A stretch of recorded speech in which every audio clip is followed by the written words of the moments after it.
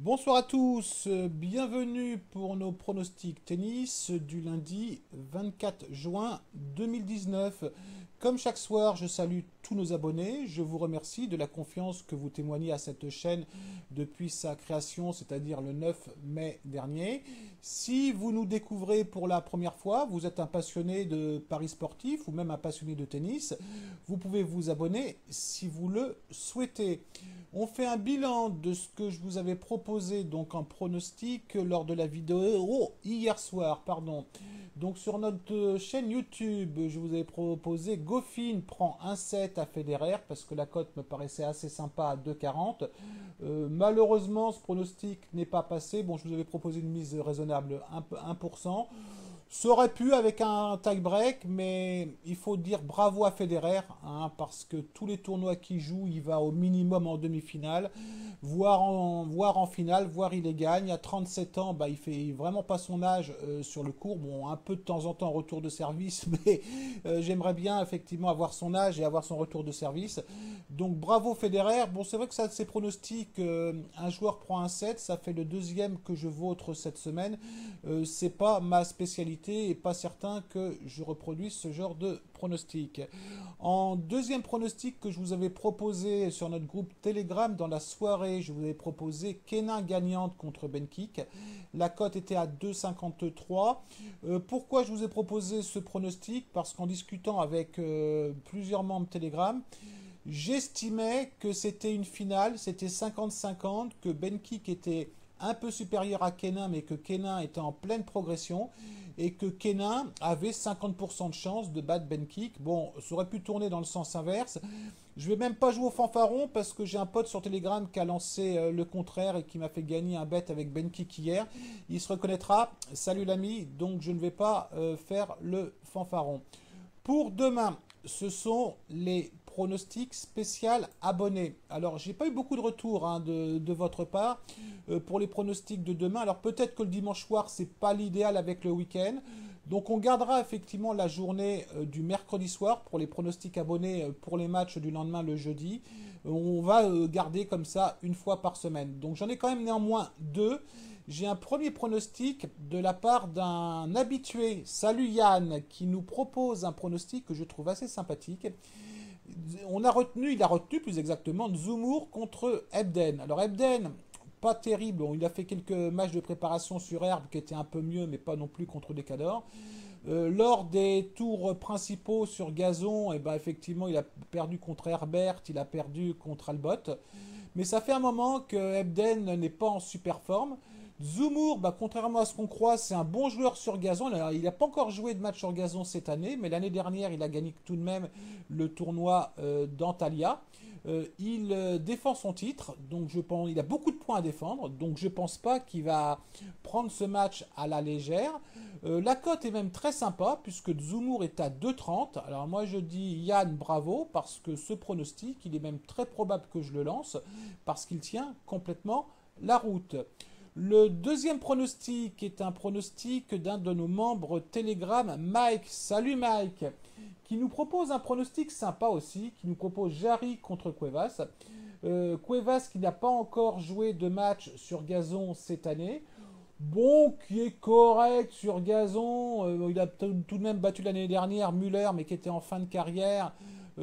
Pas exceptionnel non plus, contre un Jarry bah, qui a quand même battu Tsitsipas au tournoi d'Ergon-Tobesh, vous m'avez compris, j'arrive pas à le prononcer. Bon, qui a perdu contre Gasquet, qui a perdu contre Mahut, mais je pense que Jarry sur ce match doit pouvoir battre Cuevas. On a une cote aux alentours d'1,60.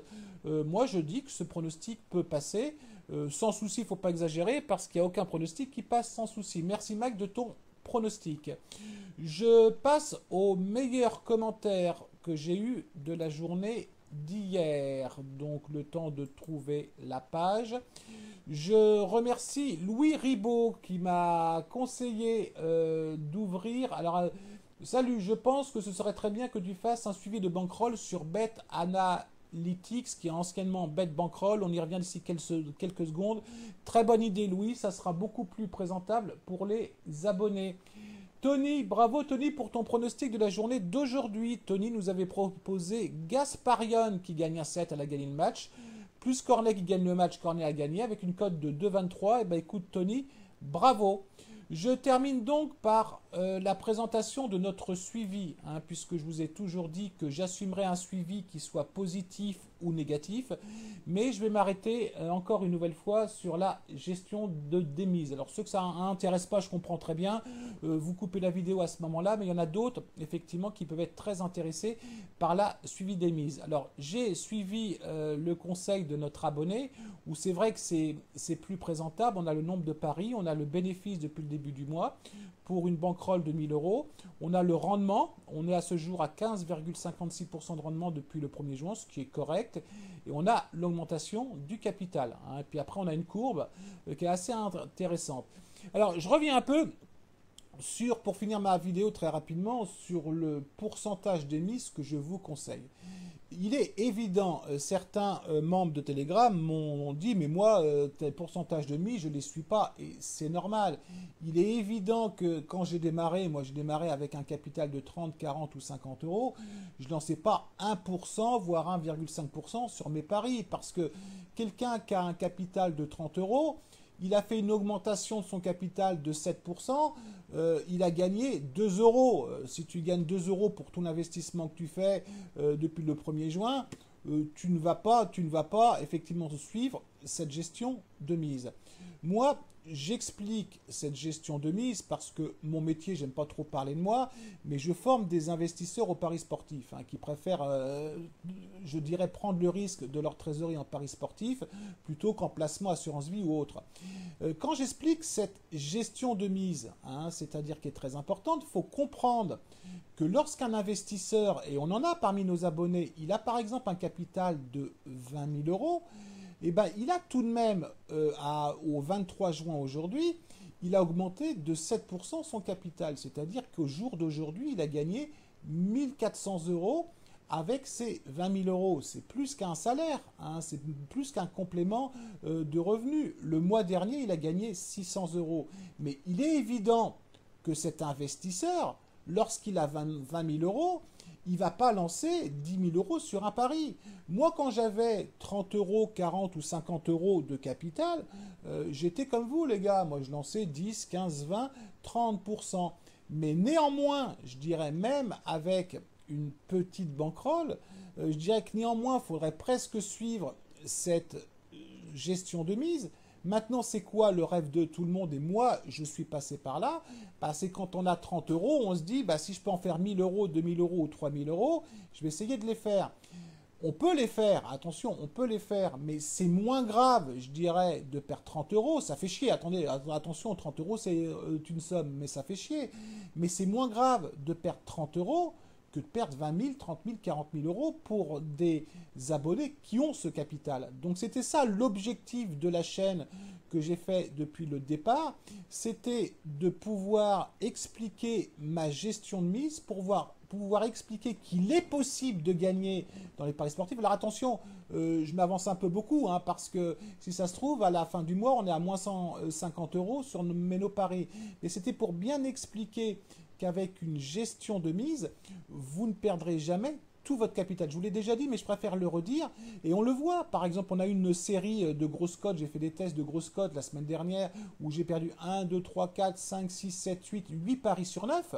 Et malgré avoir perdu 8 paris sur 9, et ben effectivement, je reste quand même en bénéfice. Alors attention, hein, moi je suis un piètre pronostiqueur, hein, je ne suis pas meilleur qu'un autre, loin de là, parce que quand on est capable de faire des séries comme ça, c'est qu'on n'est pas bon en pronostic.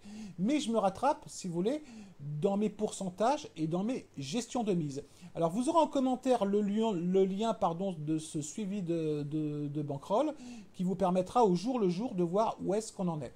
Voilà, bah écoutez, c'est terminé pour la vidéo de ce soir. Donc le pronostic des abonnés demain, c'est Jarry gagnant. C'est, je ne sais plus, faut que je le retrouve, c'est Zoumour gagnant, pardon. Pronostic de Yann et Mike. Je vous souhaite une très très bonne soirée à vous toutes et vous tous. Et je vous dis à demain. Allez, ciao.